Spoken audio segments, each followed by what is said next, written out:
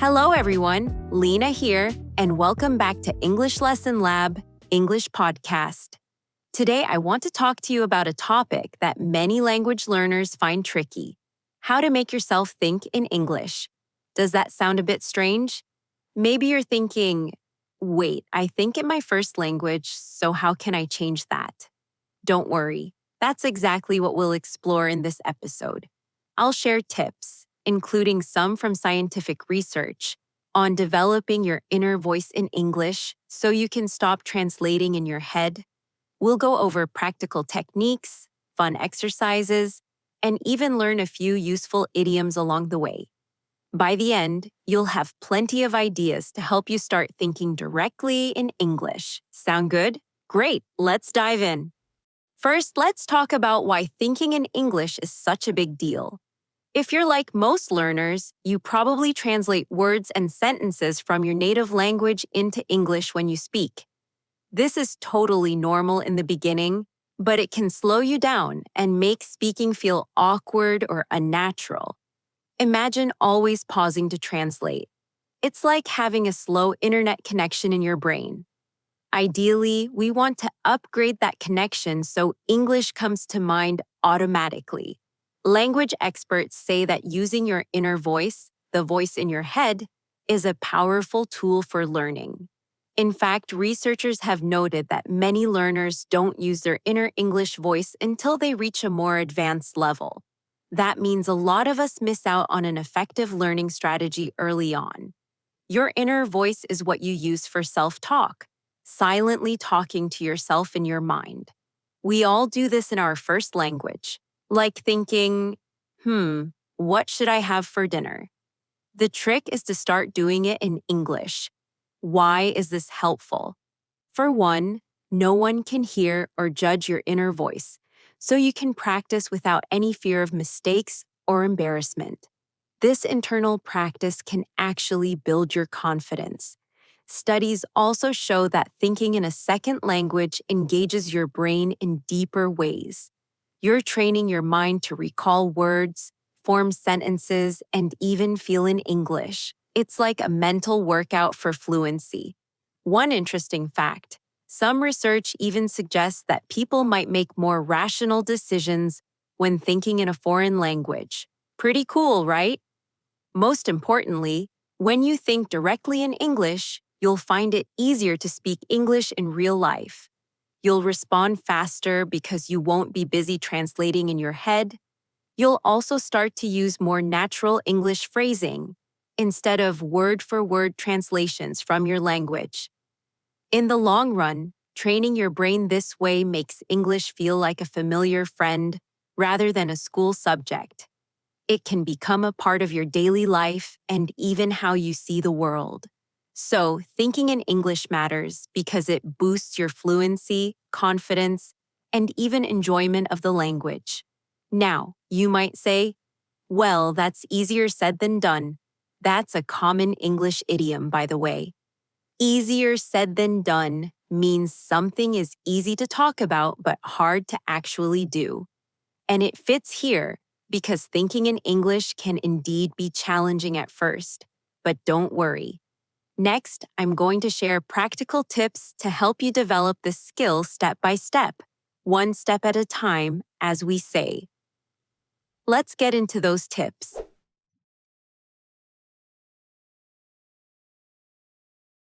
All right, it's tip time. Here are several tried and true strategies to train yourself to think in English. You don't have to do all of them at once. Pick a few that resonate with you and try them out. Remember, practice makes perfect. Another common saying, practice makes perfect, means that the more you practice something, the closer you get to perfecting it. So let's practice. Tip 1. Surround yourself with English. One of the best ways to start thinking in English is to immerse yourself in it. Surround your daily life with the language so your brain gets used to it. Change the settings on your phone or social media to English, and label things in your home with sticky notes. When you see mirror or refrigerator, you'll think of those words in English, not your native language. Also, consume English media, music, shows, YouTube, or podcasts. The more you listen and read, the more natural it feels.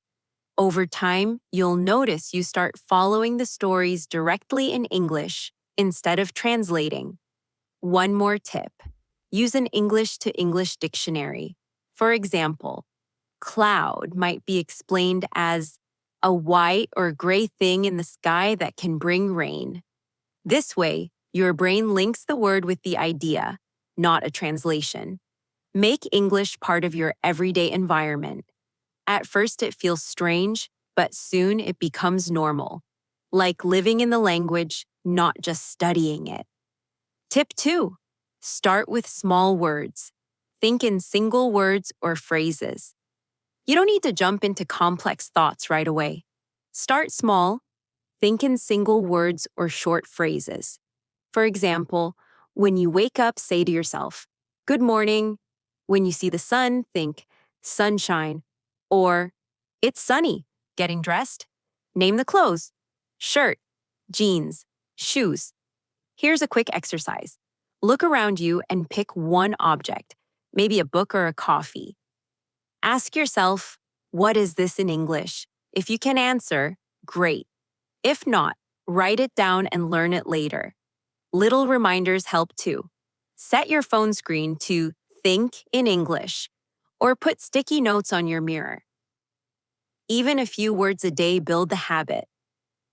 Step by step, those single words will grow into longer thoughts. Tip 3. Narrate your day. Self-narration.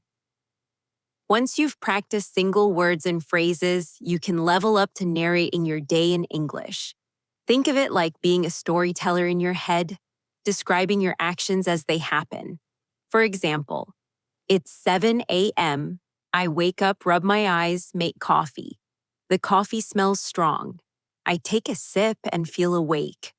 Or when walking, the street is quiet. A man walks his dog. The air feels cold. Keep it simple. Even a purple flower works if you don't know the exact word. Teachers recommend this because it connects your experiences with English. Start small, maybe 5 minutes a day. Try it while cooking. I peel an orange. It smells fresh. It tastes sweet. Don't stress about grammar. Just get the thoughts flowing. With practice, narration will become natural. Sometimes you'll catch yourself doing it automatically. Tip 4. Have little conversations in your head, inner dialogues. Another great exercise is to have imaginary conversations in English. Think of it as role play in your head. Pretend you're talking to someone, like at a restaurant. Waiter, hello? Are you ready to order? You, not sure. What do you recommend? Waiter, our fish of the day is very good. You, great. I'll have the fish, please. Thank you. Simple, right? By practicing, you prepare for real situations like checking into a hotel, chatting with a coworker, or answering, "How are you?" You can also get creative. Imagine talking to a celebrity or explaining your hobby, or try a mini Q&A with yourself. What did I do today that was fun? I went to the park. It was relaxing. Here's a quick exercise. What did you eat for breakfast today? Answer in English, even if it's just, "I ate toast and coffee." That's already thinking in English. At first, you might whisper or move your lips, and that's fine.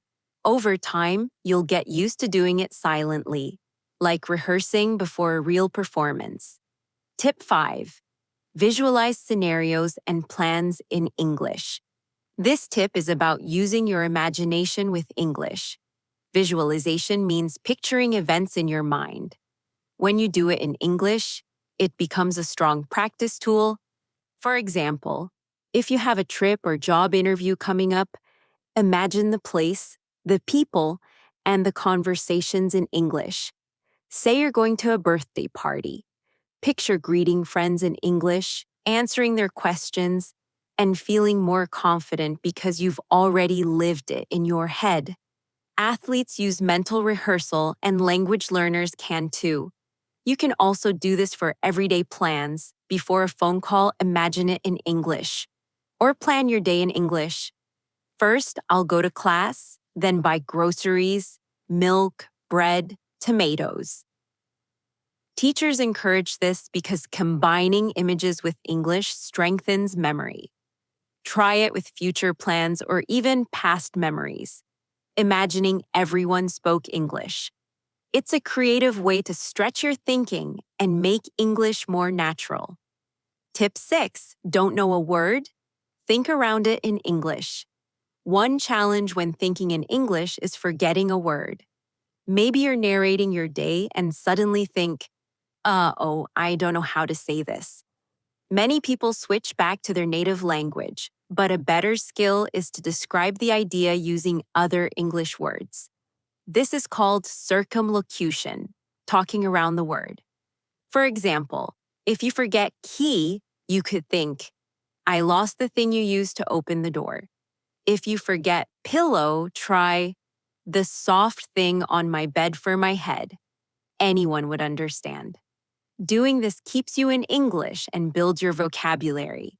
Later, write down the missing word in a notebook and look it up.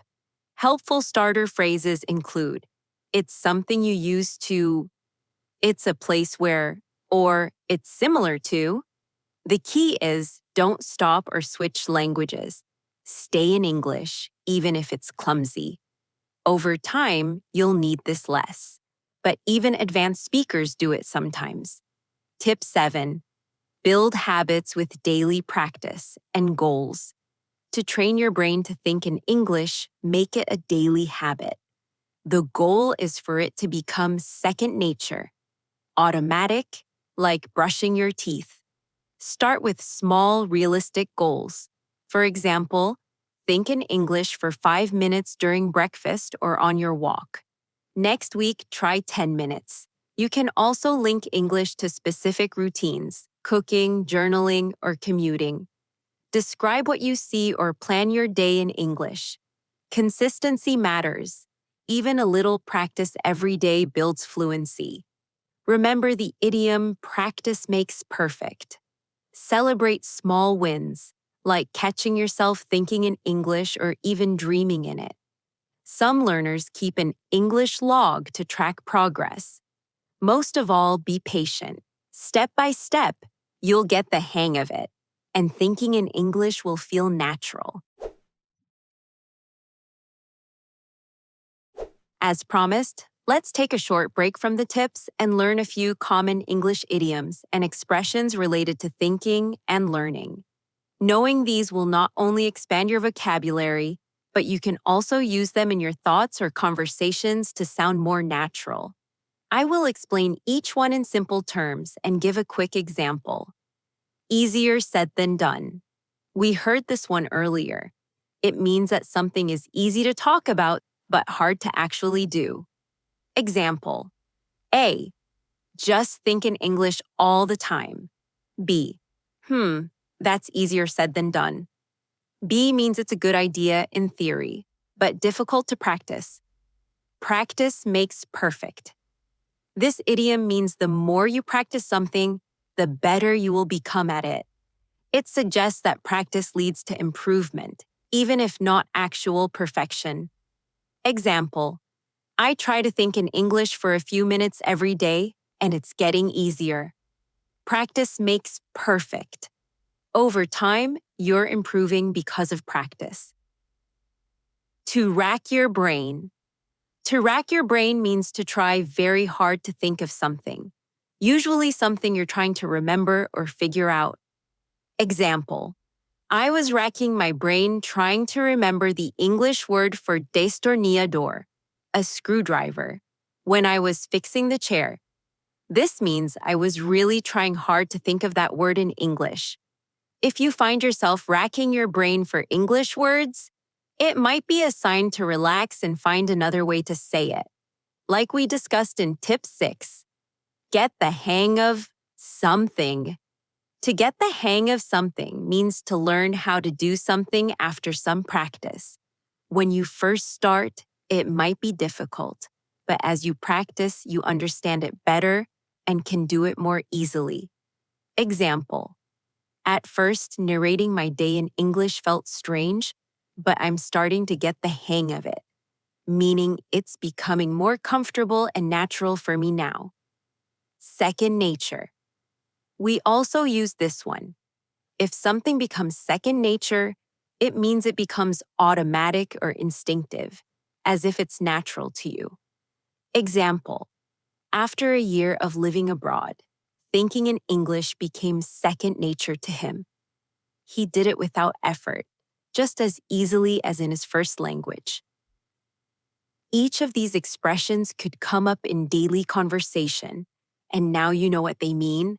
You might even use them in your inner monologue. For instance, you could encourage yourself by thinking, "I'll get the hang of this, just give it time." Or laugh and say, "Well, easier said than done, but let's try anyway." Using idioms like these can make your speech and thoughts more colorful. Just be sure you understand them clearly, which you do now, hopefully, and practice them with examples so they stick in your memory. Before we wrap up, let's do a quick, fun exercise together. These will help you apply the tips from today and actually practice thinking in English right now. Don't be shy. No one can hear you except you and me, and I promise I won't judge. Mental conversation. Let's practice an imaginary conversation briefly. Pretend you bump into an English-speaking acquaintance on the street. They ask you, "Hey, how have you been lately?" In your mind, answer them in English with 1 or 2 sentences. You might think something like, "Oh, hi, I've been good. Just busy with work and studying English. How about you?" Imagine they reply, "I'm fine. What are you up to now?" And then you respond in your mind, "I'm actually on my way to get lunch. It was nice to see you." Or whatever feels natural.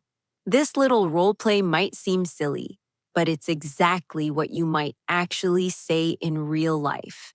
By practicing it now in a low-pressure way, you'll feel more prepared if an English conversation like this really happens.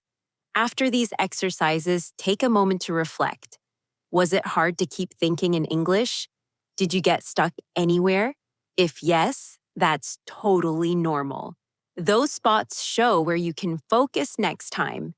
Maybe you realize you didn't know how to say a certain activity. That can be your new word to learn today. Maybe you got through it easily. If so, challenge yourself with a more complex thought next time.